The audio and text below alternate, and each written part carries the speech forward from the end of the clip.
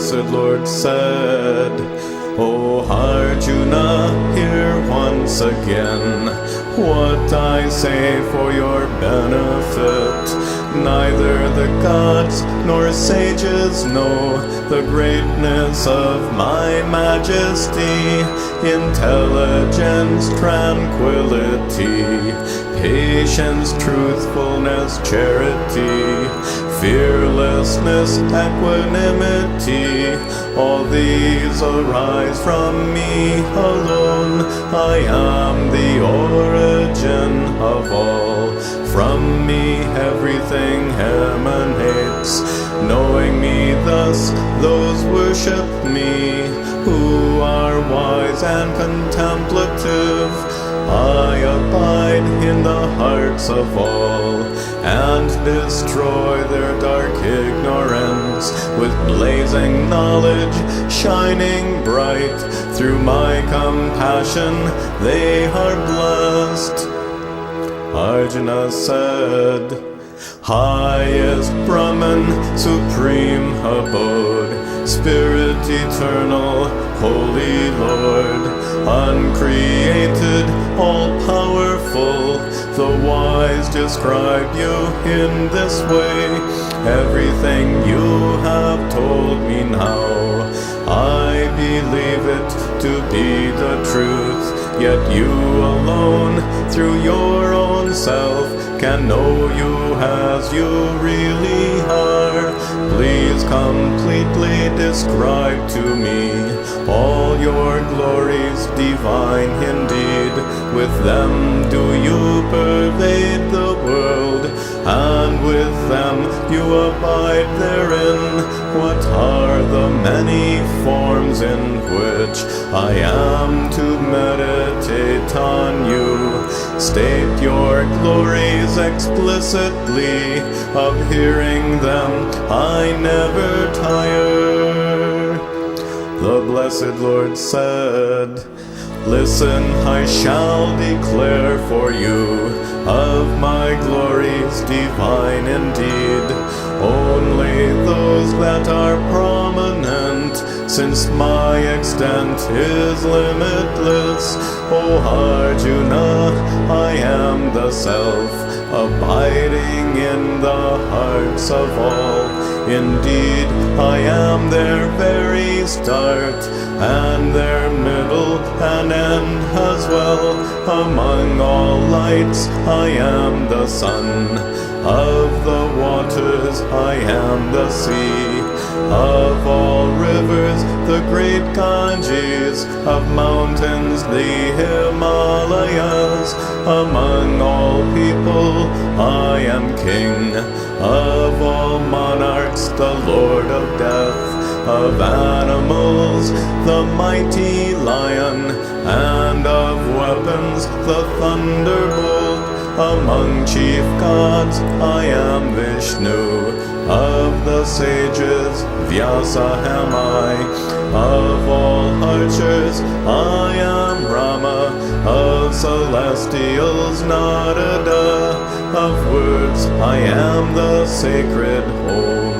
Of Vedic hymns, the Gayatri. In each secret silence am I, and in all beings consciousness. I am the goodness of the good. I am the wisdom of the wise. I am the splendor of the bright. Of all leaders, I am their might. Whatever glories that exist, each powerful and grand indeed, understand clearly whence they come, from just a fraction of my might.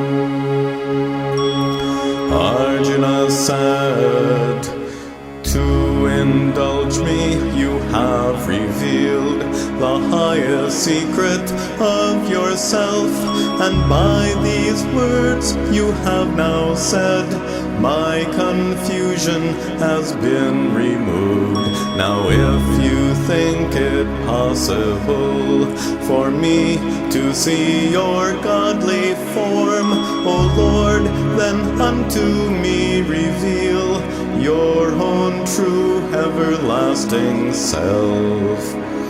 The blessed Lord said, O Arjuna, behold my forms in the hundreds and thousands, yet multifarious, heavenly, of all colors and of all shapes. Behold now the entire world, animate and inanimate, and all else that you wish to see here within this body of mine.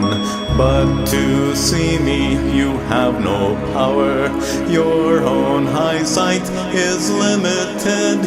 I grant you a vision divine, now behold my majestic might. Sanjaya said, O King, after he spoke these words, Shri Krishna, Lord of yogic power, revealed himself to Arjuna, showing his cosmic form supreme. If in the sky 1,000 suns were to rise simultaneously, such would be like the blazing light of the Lord's great magnificence. Arjuna, whose hair stood on end, by amazement was overcome. He bowed his head in reverence and prayerfully addressed the Lord. Arjuna said, O Lord of all universal form, thy immense vastness I behold, countless arms, eyes, bellies, and mouths, glaring so bright it hurts my eyes. I see no start, middle, or end. The sun and moon are thy two eyes. Thy flaming mouths devour the world, destroying them with scorching heat. From the heavens down to the earth, thy expanse fills the space between. Seeing this dreadful form of thine, all worlds tremble, and so do I. Seeing thy mouths with gaping teeth, blazing like world-destroying fire, I feel bewildered, terrified. O Lord, show mercy unto me. Into thy mouths Dhritarashtra's sons enter, along with throngs of kings, Bhishma, Drona, and Karna too, even our own great warrior chiefs. They quickly race into thy mouths, gaping with ghastly dreadful teeth. Some men whose heads are crushed remain, sticking out, caught between thy teeth, like rivers flowing to the sea, or like moths drawn to glowing fire. So to these most courageous men rush to enter thy flaming mouths. Tell me, who art thou, dreadful one? Salutations, have mercy, Lord. I want to comprehend thy truth, but thy ways I don't understand. The blessed Lord said, I am time, destroyer of worlds. I came to decimate these men, all these warriors standing opposed. Even without you they shall die. Therefore stand up, be valorous. conquer these foes, dominion gain. I have already slain them all. You are merely an instrument.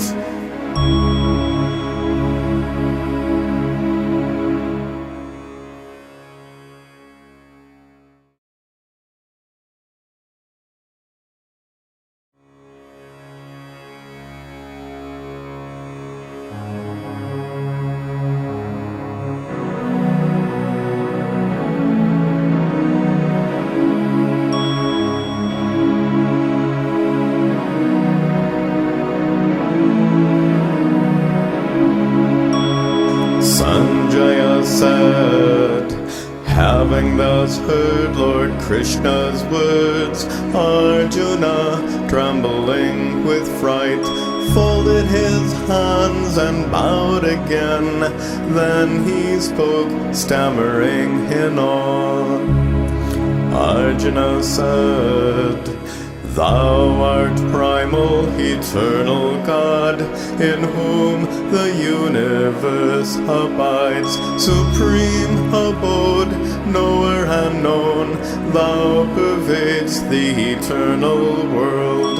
Salutations, salutations, in the thousands, homage to thee. Infinite power, measureless might, thou art total, embracing all. Brashly I took thee as a friend, behaving disrespectfully, ignorant of thy majesty. For that I beg pardon of thee, with my prostrations bowing low. Thy indulgence I beg of thee.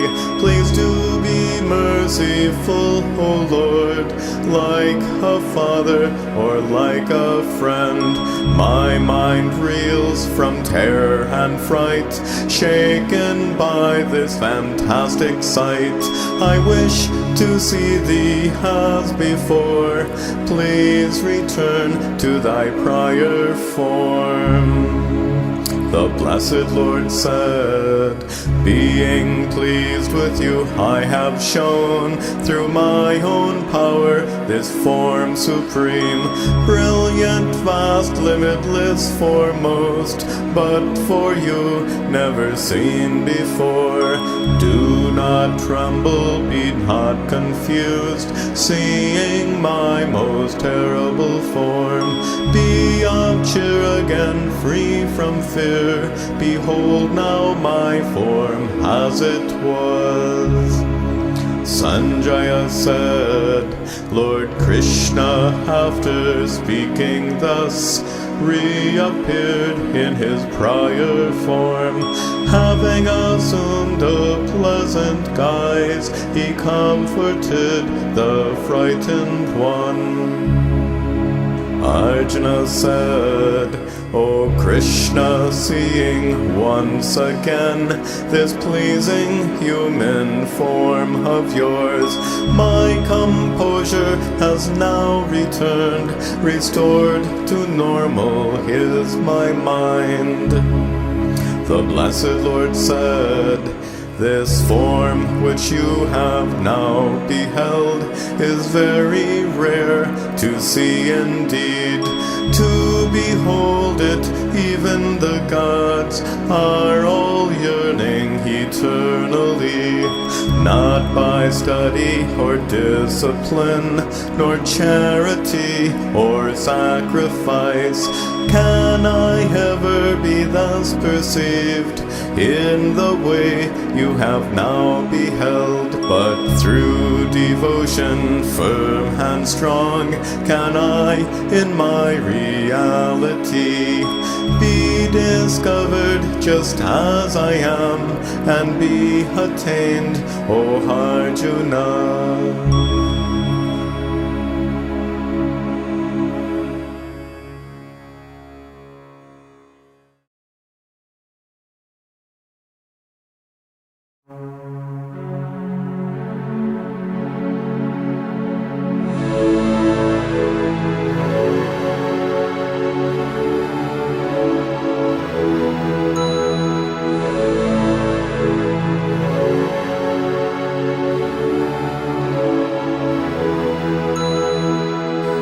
Arjuna said, "Who knows yoga the best of all? Those who constantly worship you, endeared to your own form, or those who worship Brahman, formless God?" The Blessed Lord said, "Those who meditate constantly, always fixing their minds on me, endowed with faith extremely strong, they are most devoted to me. But those who meditate upon formless Brahman, beyond all thought, eternal and immutable, they indeed also realize me with difficulty greater yet. Brahman can be achieved by them, but those who meditate on me are swiftly saved from all distress. Steadfastly fix your mind on me, merge your intellect into me, then you shall dwell in me alone. About this there can be no doubt. If your mind will not dwell on me, through yoga you can come to me. If yoga is too difficult, then dedicate your deeds to me. If that as well you cannot do, then resort to my own technique. Sacrifice the fruits of your work and act with discipline of mind. Better than practice knowledge is, even better to meditate. Better yet to give up works' fruits, for then peace will quickly arise, free from malice toward all that live, friendly and so compassionate, free from pride and possessiveness, patient, steady in joy or pain, the yogi constantly content, self-controlled and of firm resolve, mind and intellect fixed on me, one devoted to me is dear, from whom the world does not shrink back, and does not shrink back from the world, free from elation, anger, fear. One devoted to me is dear, independent, skillful and chaste, untroubled and dispassionate, desisting from all selfish works. One devoted to me is dear, not rejoicing, despising not grieving or desiring more, untouched by fortunes good and bad. One devoted to me is dear, alike toward enemy and friend, the same in honor and disgrace, in cold and heat, pleasure and pain, free from attachments of all kinds, silent, not swayed when praised or blamed, contented with whatever comes, resolute, unattached to home. One devoted to me is dear, those who have heard what I have said, and abide in these timeless truths, full of faith, devoted to me, they are extremely dear to me.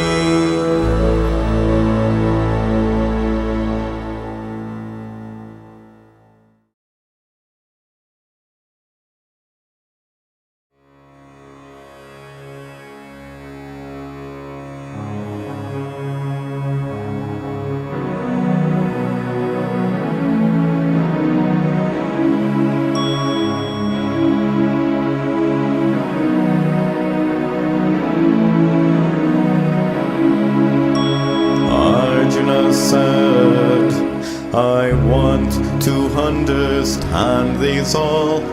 What is nature and consciousness? What is the field? Who knows of it? What is knowledge? How is it known? The Blessed Lord said, Arjuna, recognize the field as the body, as all that's known. One who perceives the field is called the knower. Witness consciousness of each field. The knower am I. Within all fields I there abide. About the knower and the field, here briefly what I have to say. The field includes all elements, space, air, fire, water, and earth. Also your body, mind, and heart, senses, and everything perceived. Freedom from pretension and pride, patience, harmlessness, rectitude. Toward all your teachers, reverence, purity, firmness, self-restraint, dispassion toward desired things, freedom from ego, I and mine, attention to the problems of life, birth, death, old age, disease and pain, absence of all attachment for children, wife, home, and all the rest, persistent equanimity toward enjoyment and suffering, steady devotion unto me, with single-minded vigilance, contentment in secluded sites, freedom from craving company, commitment to Vedantic study, and for discovering the truth. To gain knowledge, these are the means, all else leads but to ignorance. What you should know, I shall now state, through which you can overcome death.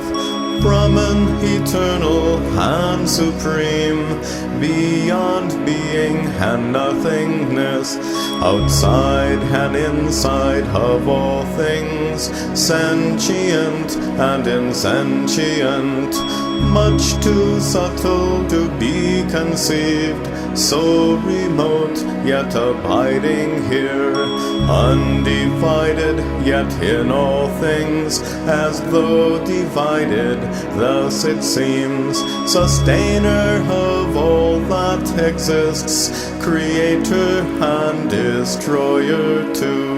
It is the light of every light, shining beyond dark ignorance. It is the knowledge to be known, abiding in the hearts of all.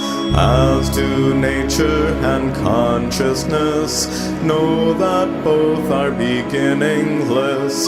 All that changes, all qualities arise from nature, know this well. Action, power, and agency, from nature these all emanate. But your feelings, pleasure and pain, all arise due to consciousness. Consciousness in nature abides, sensing whatever happens there. This, the witness perceiving all, is the embodied self supreme. Whatever beings may be born, animate or inanimate, come from the union of the field with the knower, with consciousness, knowing the Lord who dwells within the hearts of all identically, remaining when they cease to be. Those who see this, they truly see. All actions done in every way take place due to nature alone. The conscious self remains detached. Those who see this, they truly see. Just as space immaterial pervades all yet is undisturbed, so too the self remains untouched, though pervading the body's form. Just as the earth entirely is illumined by but one sun, so too all matter everywhere is revealed by one consciousness.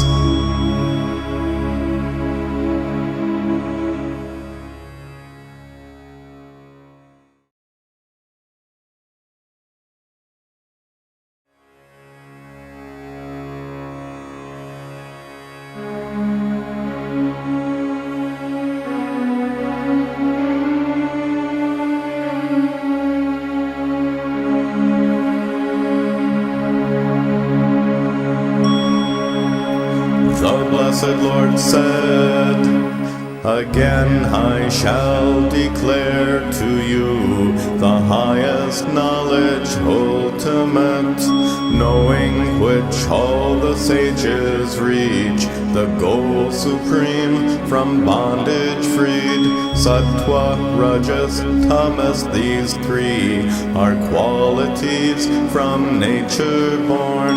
They all bind the eternal self to the body, this finite form. Sattva, free from impurity, shines so perfect and flawlessly, yet it binds by attaching one to both knowledge and happiness. Rajas, passionate tendencies, born of craving and clinging love, binds every soul embodied here through attachment to selfish works.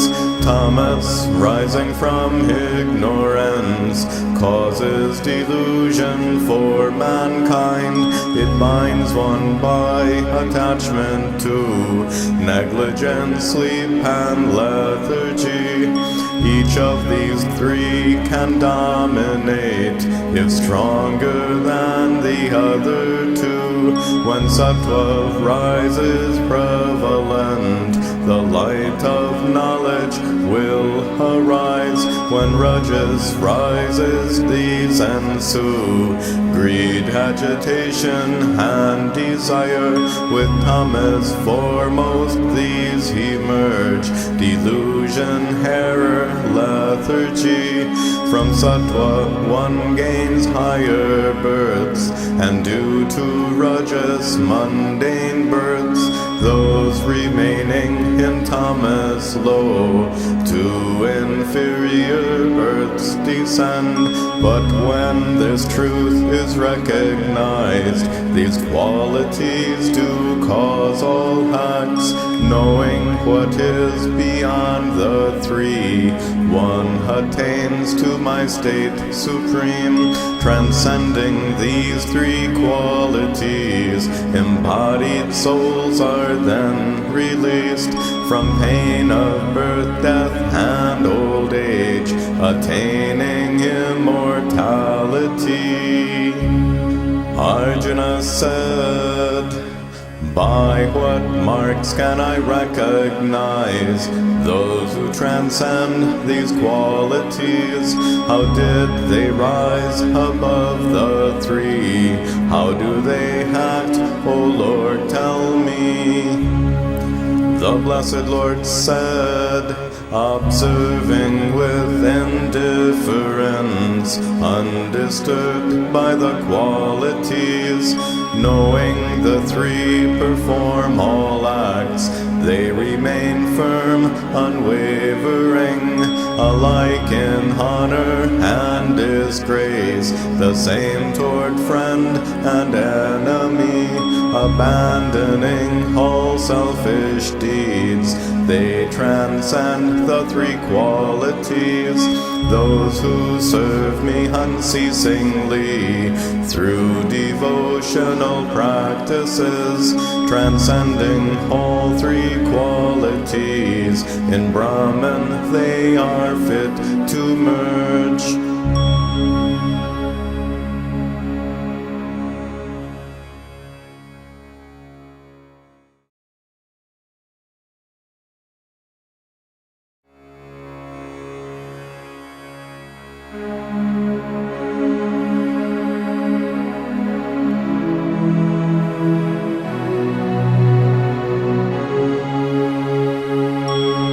The Blessed Lord said, the tree of life has roots above. Vedic hymns are its many leaves. Branches and roots hang down below into the world of human acts. Its form here cannot be perceived, nor its start, its middle or end. Its trunk, though sturdy, can be cut by detachment. The mighty axe, free from delusion and from pride, with detachment they seek the self, transcending all dualities. They attain the eternal state. There the sun's light can never reach, nor the light of the moon or fire. Reaching there they do not return. That is my own supreme abode. A part of myself in the world has become the eternal soul. Then that part drew unto itself body, mind, and sense faculties, presiding over sight and touch, hearing, taste, and the sense of smell, ruling over the mind as well. It perceives and enjoys all things. It abides in the hearts of all. With eyes of wisdom this is seen, but those deluded and impure cannot see this, though they may strive. The brilliance of the sun above, illumining the world so vast, and the splendor of moon and fire, understand that light to be mine. My energy pervades the earth, sustaining all the creatures there. I myself nourish every plant, being the sap of life itself. As the digestive fire within, in every creature I abide, united with their life and breath. I consume all the foods they eat, being the source of memory and of knowledge and reasoning. I abide in the hearts of all. Through the Vedas am I thus known. In the world two beings exist, perishing and unperishing. Creatures are all perishable, but their souls perish not at all. Beyond these two is the highest truth, thus it is called the Self-Supreme. Having pervaded all the worlds, the Lord sustains and blesses all. Since I transcend what perishes, also the imperishable, therefore I am the Self-Supreme, praised in the Vedas and the world. The undiluted know me well as the highest, the self-supreme. Thus enlightened, they worship me with their whole hearts and with their minds. O Arjuna, I have declared this most secret teaching of all. Knowing this truth, one can become enlightened and fulfilled in life.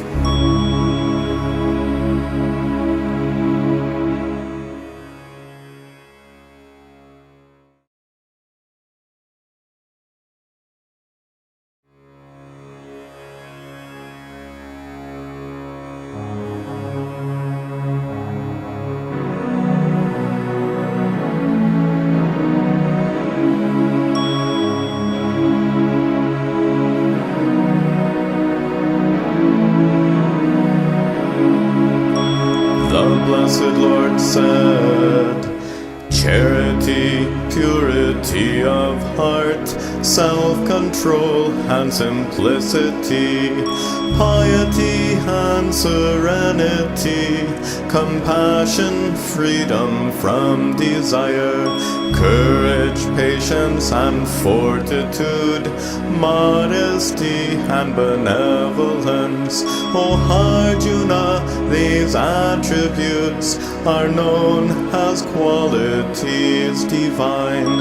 Arrogance and hypocrisy, vanity and hostility, ignorance and like attitudes are considered demonic traits. Divine traits unto freedom lead, demonic traits in bondage hold.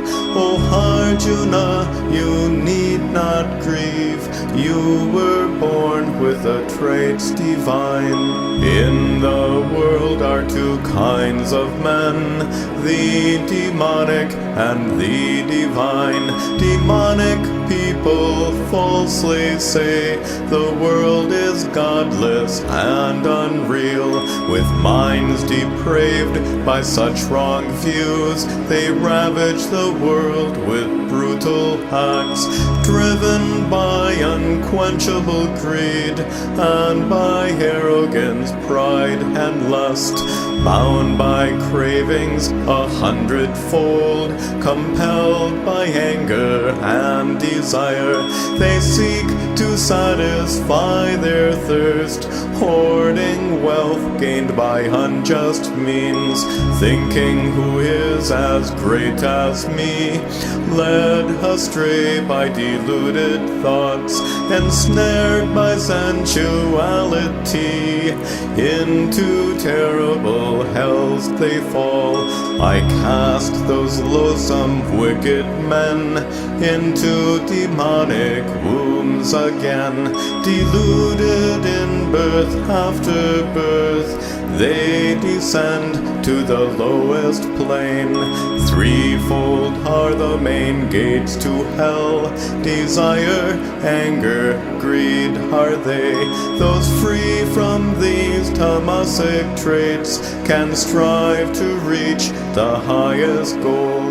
But those who scorn the scriptures' rules, heeding their own urges instead, they cannot gain the highest goal, nor perfection or happiness. Therefore let scripture be your guide for what should and should not be done. Knowing the precepts there prescribed, you should act as they so decree.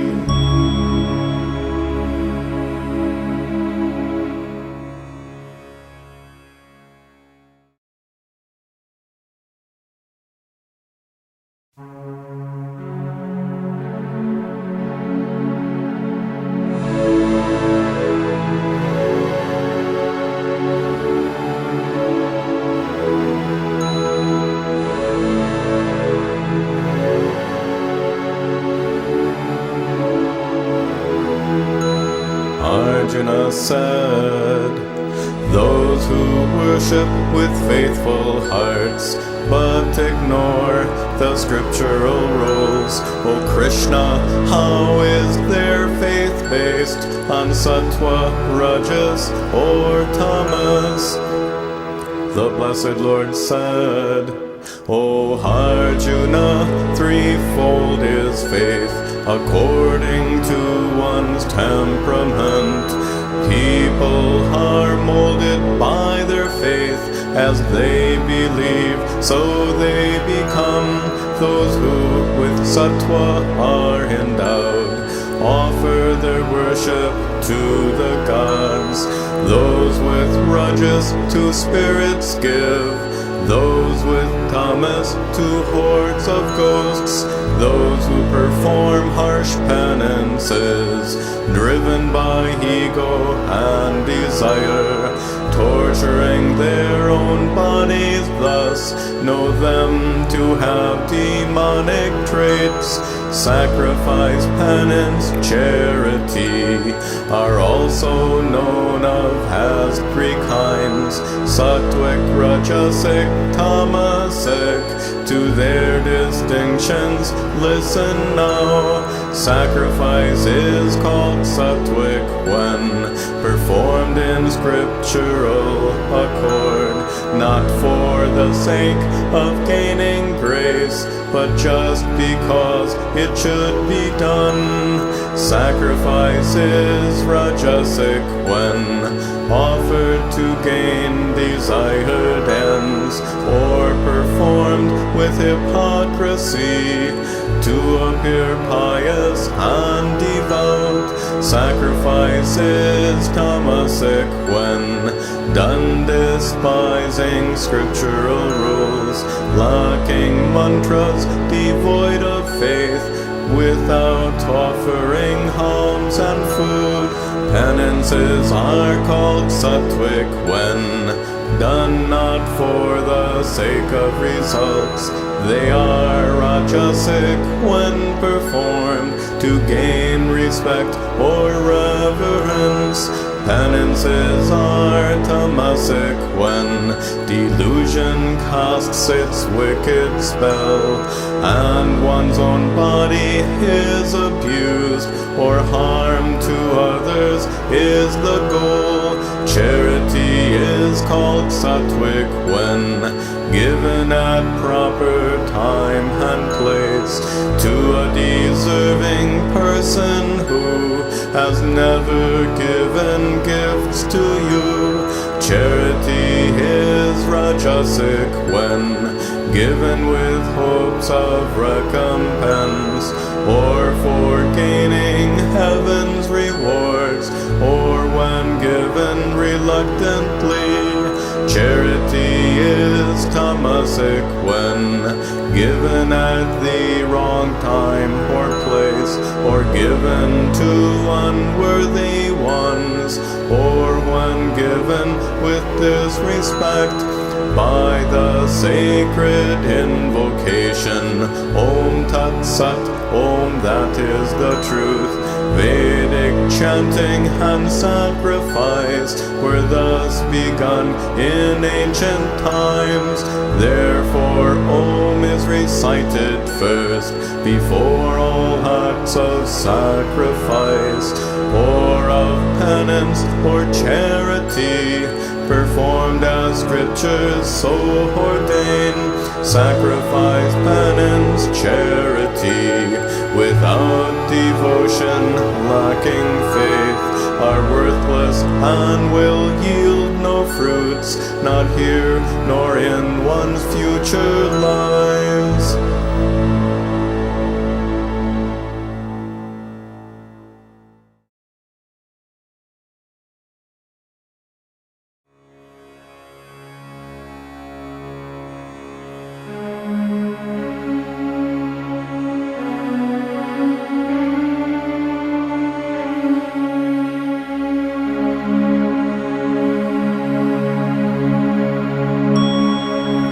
Arjuna said, to know how to discern the difference between surrender of words, fruits, and renouncing the worldly life. The blessed Lord said, to renounce is to cease from words, perform for one's own sake alone. Surrender is to disown the fruits of all deeds as an offering. Sacrifice, penance, charity, these works are not to be renounced. They should be done, not seeking fruits, but because they have been ordained. Renouncing obligated words, thinking wrongly is tamasic.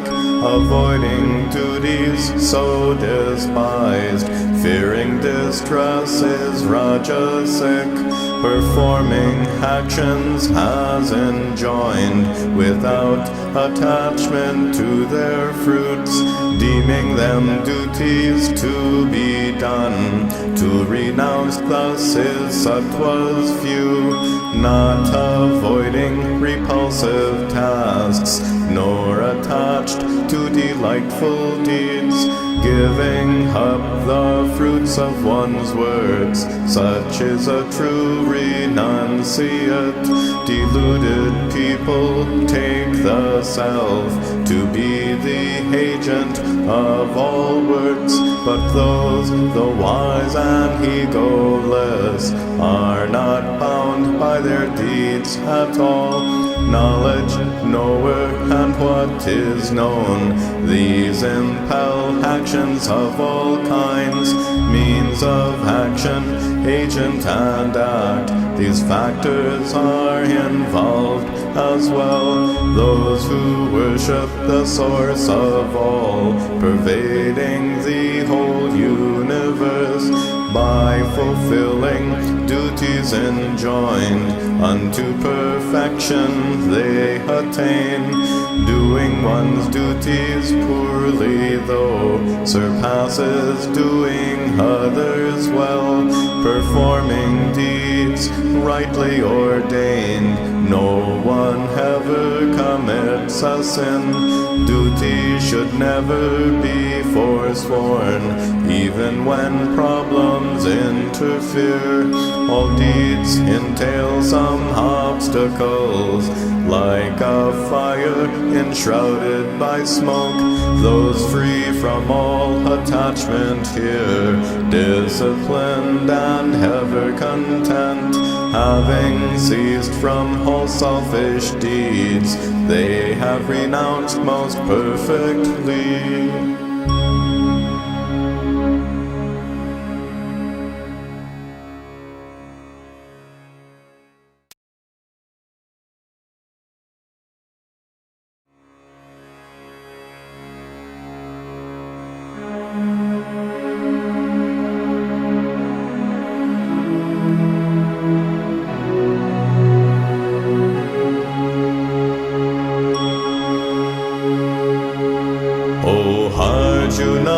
Now learn from me how one can gain the perfect state, how Brahman is to be obtained through this knowledge, the ultimate.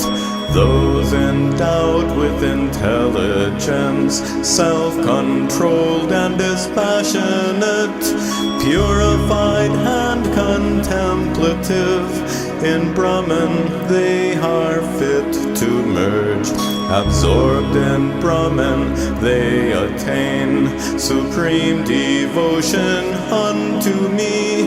Thus they know my reality, and thereafter they hinder me. Go for refuge to that alone, with your whole heart, O Arjuna. Then being blessed you will attain the state of endless peace supreme. Thus unto you I have explained, of all knowledge the most concealed. Reflect on this entirely, then go and do whatever you choose. Be devoted and worship me. Offer sacrifice unto me, then you shall surely come to me. This I promise, for you are dear. Abandon every other goal, and seek refuge in me alone. I shall release you from all sin. Be not sorrowful, do not grieve. Arjuna, have you listened now? With a completely focused mind, has your ignorance been destroyed? Has your confusion been removed? Arjuna said, O Krishna, by your holy grace, my confusion has been destroyed, and my composure has returned. As you command, so shall I do. Sanjaya said, thus I heard this great dialogue of Lord Krishna and Arjuna. This secret yoga I did hear directly from the Lord himself. O King, as I recall once more that remarkable dialogue, I am astonished and amazed. I rejoice again and again, where Krishna, Lord of Yoga, is with the great archer Arjuna. There is glory, victory, wealth, and most certainly righteousness.